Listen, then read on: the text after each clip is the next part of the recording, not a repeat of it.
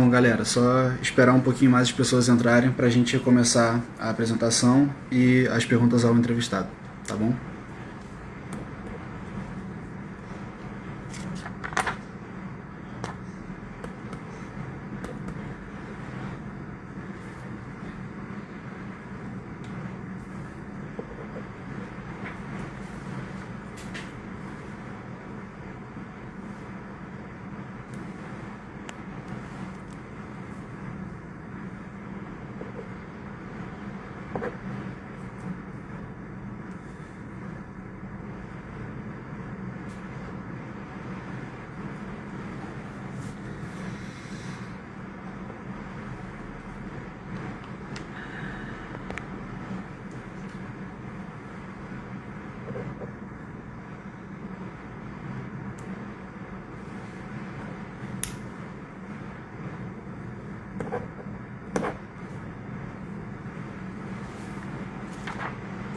Bem, vamos começar então, galera. Boa noite, meu nome é Lucas Blankenhar Rodrigues, eu estou aqui representando o Instagram Minerva Explica, que é um projeto de extensão da UFRJ, tá? E a gente está buscando fazer essas lives com o intuito de informar o público assuntos variados, principalmente relacionados à Covid nesse primeiro momento, mas futuramente a gente vai tentar também abordar outros assuntos, tá?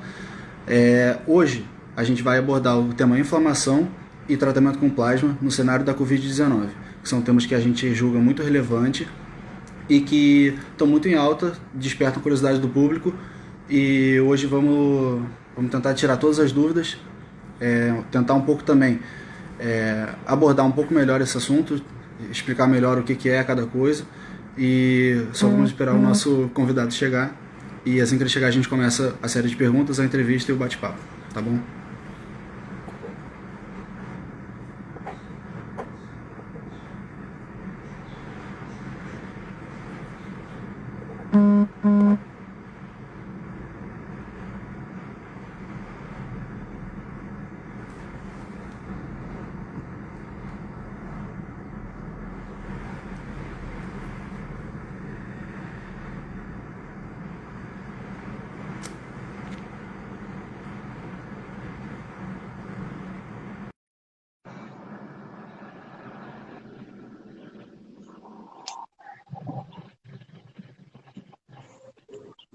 Boa noite, professor. Tudo bem? Tudo bem, tudo tranquilo. E vocês? Parabéns aí pela iniciativa. Sempre bom informar, né? A gente está aqui não é só para aprender, a gente está aqui também para ensinar e para informar, né? Com certeza, uma via de mão dupla. Vamos começar com as apresentações então. Professor Rony, muito obrigado por estar aqui participando da nossa live com a gente. Professor Rony é professor do serviço de hematologia da UFRJ e coordenador da disciplina de iniciação científica da UFRJ também, tá bom? Vamos começar com o tema de informação, que é o primeiro tema que a gente selecionou aqui. As perguntas estão sempre abertas, tá? Podem perguntar o que quiser, fiquem à vontade. E a primeira pergunta que a gente selecionou tentando abordar esse assunto da inflamação. A Covid-19 é também uma doença inflamatória, professor? A Covid-19, na verdade, é a doença causada por um vírus, o coronavírus 2, né? E é a parte visível dessa pandemia, dessa infecção, né? Então, a gente tem um espectro de pessoas que estão contaminadas pelo coronavírus 2 que vai manifestar diversos graus de sintomas, tá? Desde uma pessoa que descobre por acaso, a gente está vendo hoje isso, pessoas que estão fazendo teste porque são na área de saúde, outros motivos, e são positivas sem nem ter sabido como teve a infecção, até as pessoas que estão nos hospitais, nas emergências, que estão indo para os CTIs, tá? E a inflamação, a gente sabe que é o determinante hoje, principalmente é o que se acredita mais, é o determinante do prognóstico desse paciente, né? A gente diz que a Covid-19, ela progride em fases, e a fase 3 e finalmente a fase 4 é muito inflamatória, o paciente fica muito inflamado. Sim, então a gente pode dizer que é essa inflamação que torna o quadro grave, de certo modo. Sim. É verdade, quer dizer, o vírus por si só, ele parece que não é tão letal para as células, tá? E a gente sabe disso porque pacientes hematológicos, por exemplo, eu soube de um caso recente de um paciente no meio de um tratamento para leucemia aguda. A gente tem alguns pacientes no UFRJ também que testaram positivo, e a gente não tem, na verdade, não tem nenhum caso, até onde eu saiba, de letalidade, tá, entre esses pacientes. Esse paciente que eu acompanhei com leucemia aguda, ele teve um curso de Covid-19 brando. Então, uma das linhas de atuação da turma que está desenvolvendo medicamentos é exatamente isso, é tentar controlar essa resposta inflamatória para ver se, diminuindo a resposta inflamatória, a gente consegue fazer com que o vírus passe e não cause tantos problemas. Sim, isso entra num gancho de uma pergunta que a gente recebeu na nossa caixinha hoje mais cedo. E a pergunta diz o seguinte: ouvi falar de interleucina 6. O que é? Combatê-la amenizaria o quadro grave? Pois esse quadro do Covid-19, e aí tem que ressaltar que a gente está falando do paciente que tem a infecção Covid-19 severa, tá? Ela tem critérios próprios, são pessoas que estão com uma respiração acelerada, são pessoas que estão com uma oxigenação, agora está muito na moda falar no aparelhinho lá, o oxímetro de pulso, né? Sim. Que estão com uma oxigenação baixa, abaixo de 93%. São pacientes que fazem o exame do pulmão, uma tomografia, por exemplo, e veem que o acometimento está acima de 50% do pulmão de forma rápida. Então, esses pacientes, quando eles são estudados, e junto com os pacientes que já estão no CTI, o que se vê é que os marcadores da inflamação, né, só para o pessoal mais leigo que está nos acompanhando, né, a inflamação é uma resposta boa, tá? É graças à inflamação que o corpo consegue vencer infecções desde que a gente nasce, né? A gente tem desafios infecciosos contínuos e a inflamação é uma das respostas que fazem com que as defesas cheguem no local da infecção, atuam principalmente as células, o neutrófilo e o macrófago, mas elas têm que sair, elas têm que chegar, fazer o trabalho e sair. O que a gente vê na Covid-19, sobre todos os aspectos que a gente estuda, é que essas células, quando chegam, elas são estimuladas, e aí o vírus tem um papel em relação a isso, elas são muito estimuladas, a resposta do corpo ela não é contida, começa a haver destruição a nível de pulmão, liberação de substâncias, que essas substâncias são como substâncias tóxicas, que fazem como se fosse um lixo dentro do sangue do paciente, tá certo? E o agente que está mais em evidência nos estudos é realmente a interleucina 6. Parece ser uma via que começa com essa interleucina 6 aumentando e aí ela vai chamando todas essas células inflamatórias mesmo. Entendi. Então a gente pode dizer que a inflamação, até certo ponto, ela é benéfica para o corpo, por estar ajudando a combater agentes infecciosos, só quando ela se torna exacerbada, ela já tem um efeito mais danoso. Já pode causar um prejuízo para o corpo humano. É isso. Perfeito. Perfeito. Perfeito. Entendi. E tem alguma droga mais específica, uma pergunta que a gente recebeu aqui agora, mais específica para a gente usar contra a interleucina 6? Pois hoje existem três grandes grupos de atuação, né, na indústria farmacêutica que estão desenvolvendo essas novas drogas, né? Existem drogas que estão fazendo com que o vírus não se replique, tem drogas que estão tentando fazer com que o vírus, a gente vai falar em seguida de uma delas, que o vírus não consiga entrar nas células, tá? E tem um terceiro grupo de células, de medicamentos, de drogas, que estão agindo no hospedeiro, tá?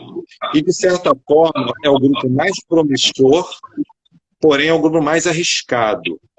Por quê? Porque o primeiro grupo, quando eu falo para você desse remédio aí, por exemplo, Remdesivir, que foi muito falado nos Estados Unidos, que é um medicamento que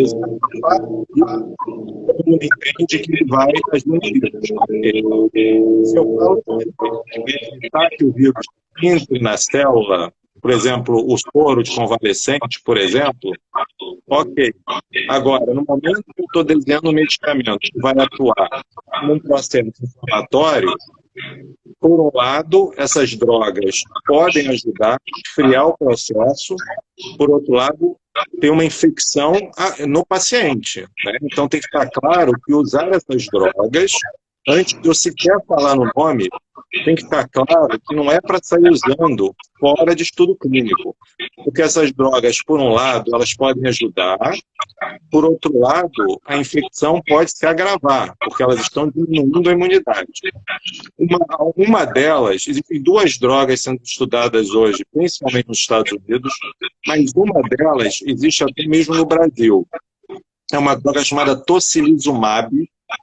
Na verdade, é um anticorpo que, quando é dado por via venosa, ele se liga no receptor dessa interleucina 6 e faz com que a interleucina 6 não consiga grudar no receptor dela, né? A interleucina 6, quando gruda, que causa os seus efeitos. Então, a gente faz um anticorpo que ele ocupa a interleucina 6 bem no lugar, ocupa o receptor, perdão, bem no lugar em que a interleucina 6 vai entrar. Essa droga chama tocilizumab, ela já está aprovada para uma doença chamada artrite reumatoide, tá? E ela também é usada em outras situações que acontece também esse pico de interleucina 6, em determinadas situações de transplante de medula e terapias celulares também. Entendi, professor. Muito obrigado. Agora a gente vai passar para uma segunda parte da nossa live, que é tentando abordar o assunto plasma convalescente e como esse tratamento pode acabar beneficiando as pessoas que estão infectadas pelo novo coronavírus. Posso só complementar? Perdão, Lucas, eu posso só fechar então a primeira? Só dizer para vocês que esse tocilizumab já está em estudo clínico, tá? Ele já está sendo testado em estudos de alto poder. Eu acredito que a gente deva ter o resultado a partir de julho, já deva ter resultado.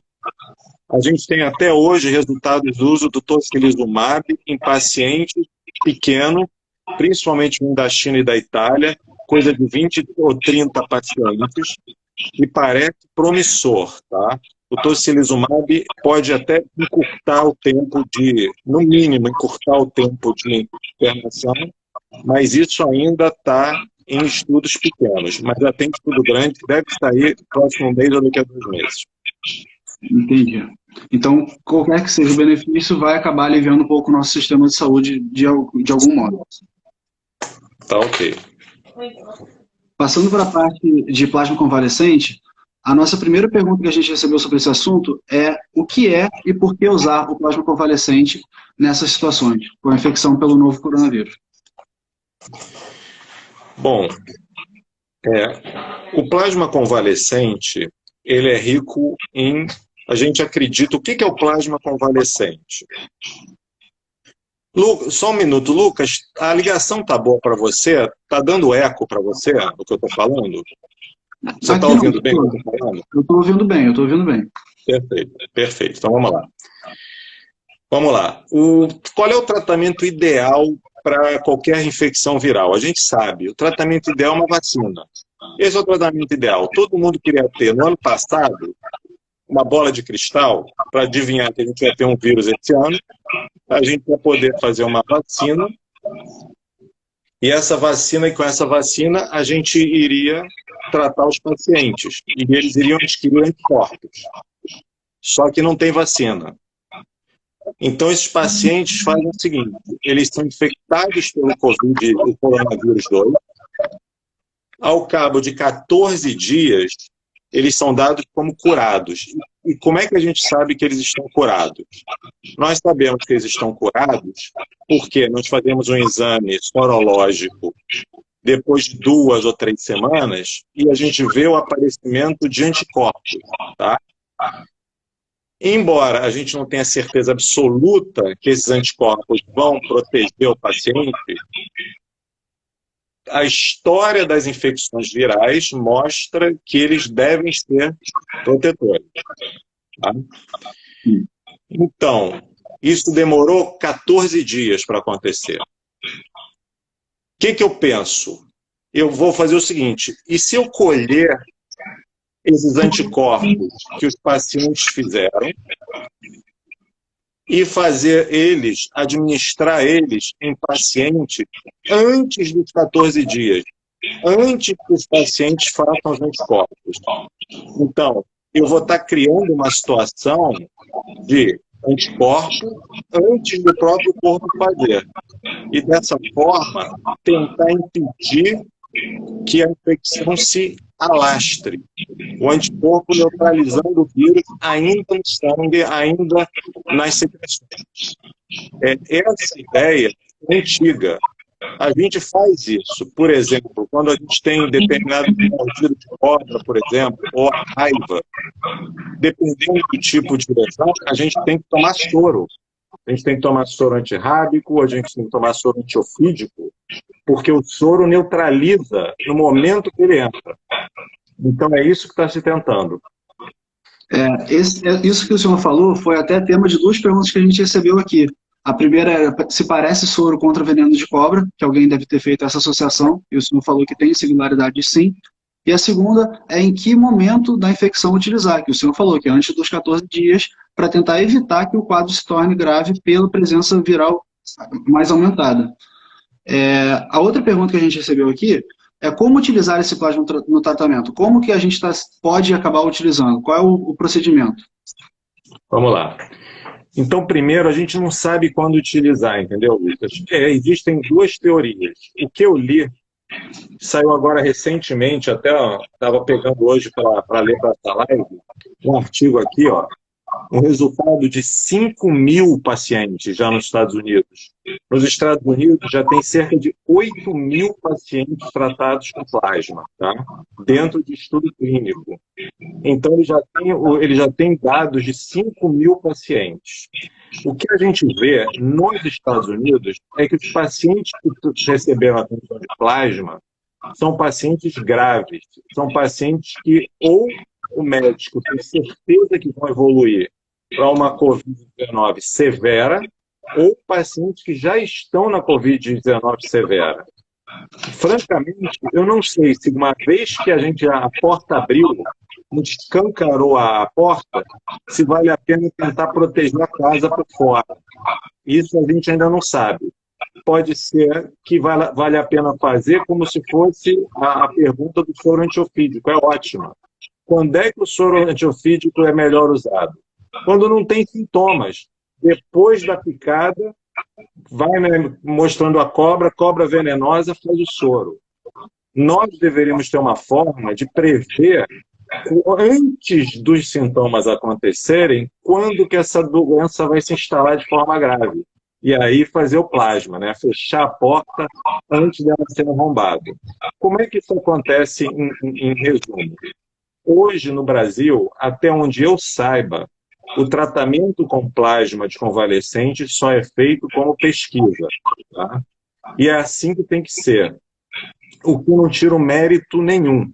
Na minha opinião, todos os brasileiros deveriam ser tratados com pesquisa, porque assim os dados seriam colhidos, as medicações seriam anotadas, a gente teria os dados como os americanos, 5.000 pacientes tratados daqui a um mês. É o seguinte, primeiro seleciona-se paciente. Então aí cada protocolo, existem várias instituições. No Rio de Janeiro, por exemplo, existe um estudo cooperativo do Rio, o Instituto do Cérebro, o FRJ e Manguinhos. Dentro desse estudo cooperativo para selecionar pacientes para receber.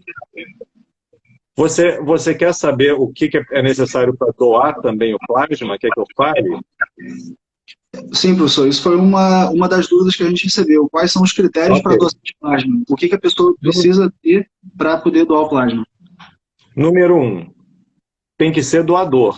Então, o doar plasma é a pessoa preencher os critérios brasileiros de doador de plasma é fundamental. Então, existem estudos clínicos, são pessoas de 18 até 65 anos, com peso mínimo para doar, para ser doador de hemocomponente, tá? Comum. A diferença, eles vão receber aquele questionário igualzinho. Quem doou sangue, eu espero que as pessoas que estejam nos ouvindo agora tenham ido doar sangue ou tenham estimulado a gente a doar sangue. Os estoques estão muito baixos, mas ele vai ser questionado como todos os critérios se ele pode doar sangue. Uma vez que ele possa doar sangue, a pergunta que vai ser feita é a seguinte: você teve comprovação que você teve Covid-19 ou infecção pelo coronavírus 2? Essa é a diferença. Ele vai ser submetido a um teste sorológico que vai confirmar que ele tem um negócio chamado IgG, que é a imunoglobulina que é mais potente normalmente para combater o vírus. Então, essa pessoa ela vai se dirigir a um local de doação, por exemplo, no Hemorrio. Eu acho que nesse estudo é Hemorrio. O Hemorrio é o lugar que está recebendo. Ela vai ser submetida a uma doação especial, não é a doação de sangue normal, que você fica naquela cadeira sentado lá com uma agulha enorme no braço olhando. Na verdade, é uma máquina parecida com a máquina de diálise, tá? Uma máquina de aférese, que vai colher uma quantidade grande de plasma.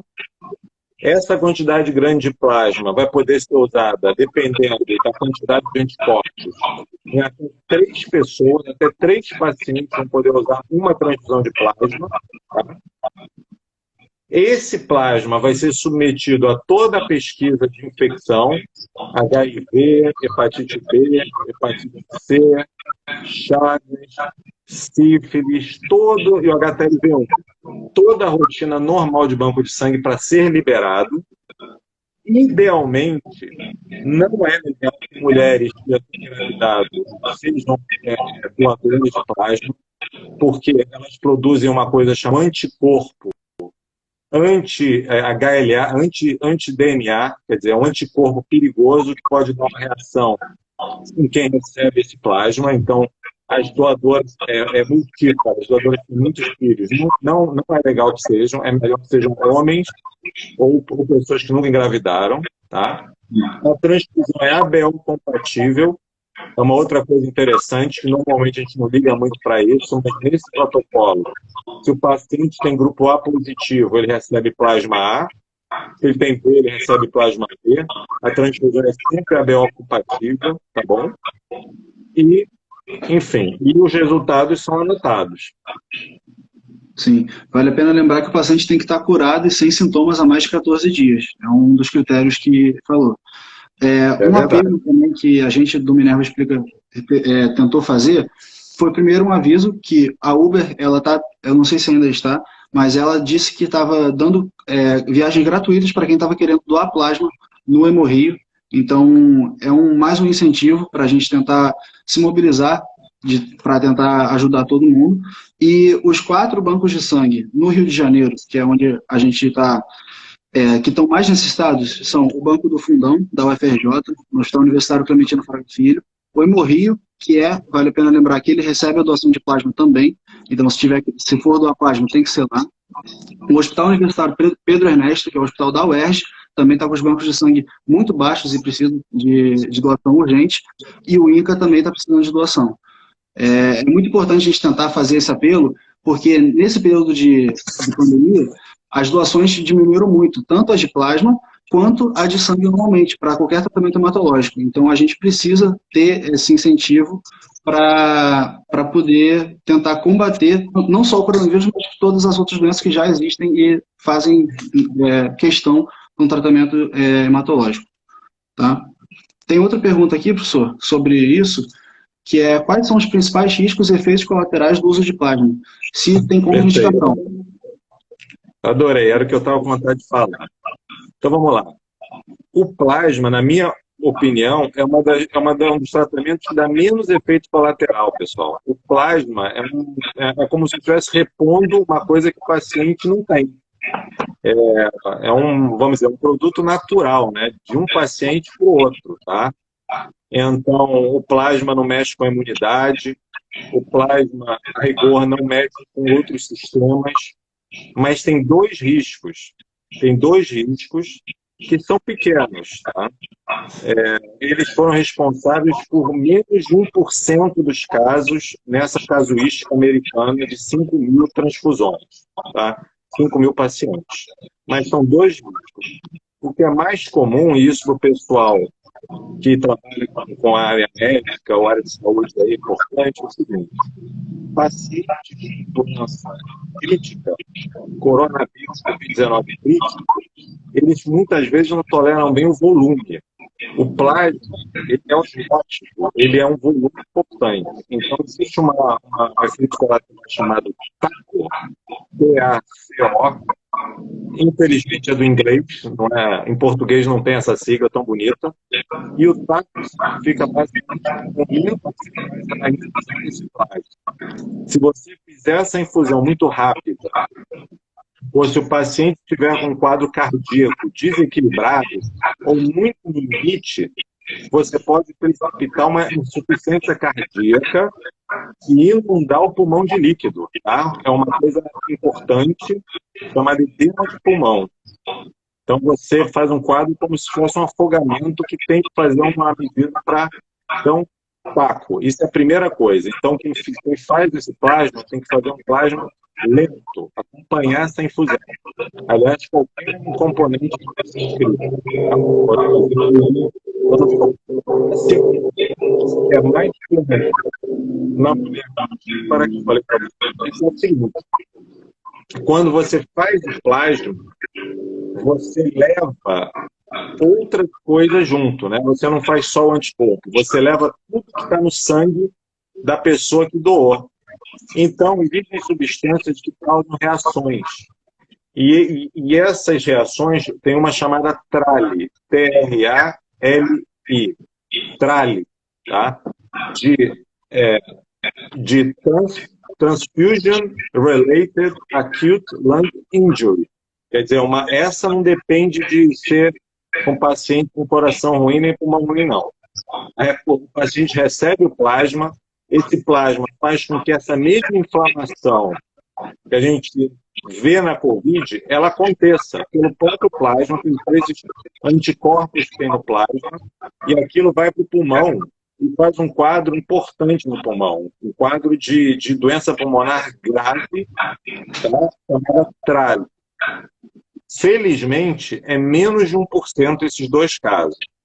Além disso, existem outras possibilidades que podem acontecer. Por exemplo, você está dando anticorpos. Esses anticorpos podem diminuir a imunidade do paciente, inclusive. A gente não sabe nem se uma vez que o paciente receba o anticorpo, se ele vai fazer anticorpo, se ele mesmo vai fazer dele o anticorpo, né? Mas são bem menos frequentes. Eu só queria complementar que nesses 5 mil pacientes, embora seja muito preliminar, a mortalidade desses doentes críticos em 7 dias foi inferior a 20%, tá? Que é abaixo do que a literatura mostra para esses doentes muito graves, que às vezes é 50%. Então, os resultados iniciais são animadores, tá? Isso para estimular quem teve infecção que está nos ouvindo para participar desse programa de doação de plasma. Professor, a gente está com 2 dúvidas aqui que mandaram para a gente agora.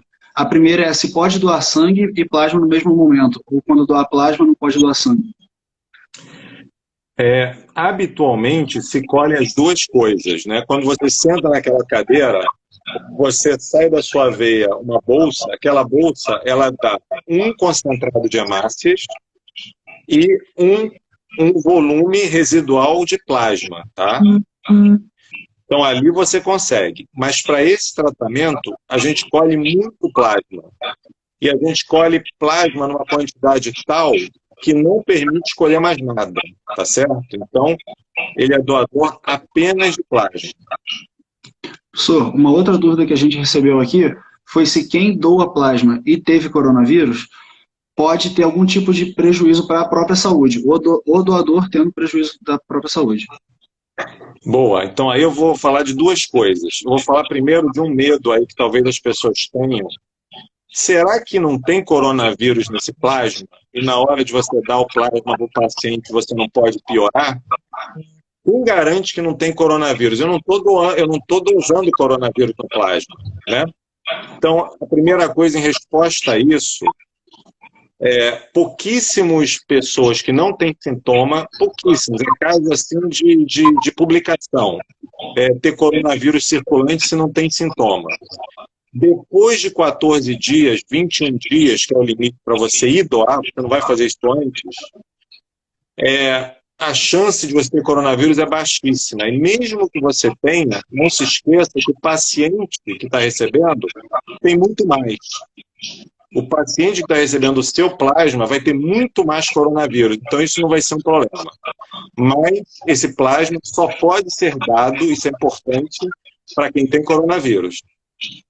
Esse plasma não serve para pacientes que não têm coronavírus, mesmo você estando curado. Tá? O intervalo para doação de sangue para pessoas outras é maior, bem maior do que o que para plasmas convalescentes.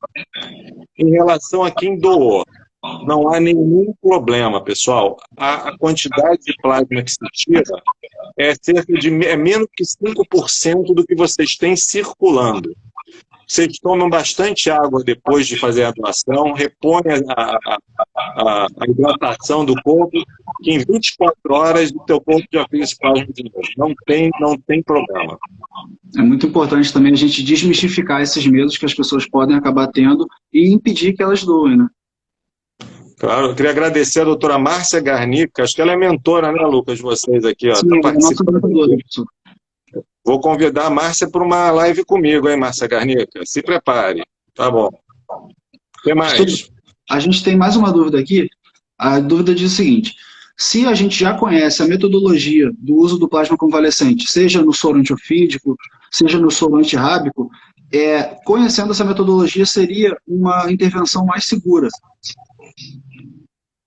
É verdade, só tem um pequeno problema. Essa metodologia já foi tentada em outras doenças virais, tá? Então não é a primeira vez que tenta isso. Só para vocês terem uma ideia, pessoal, o tratamento da gripe espanhola em 1918 era com soro. Antes de ter vacina, em 1918 já se usou soro na epidemia de gripe espanhola e com relatos de sucesso.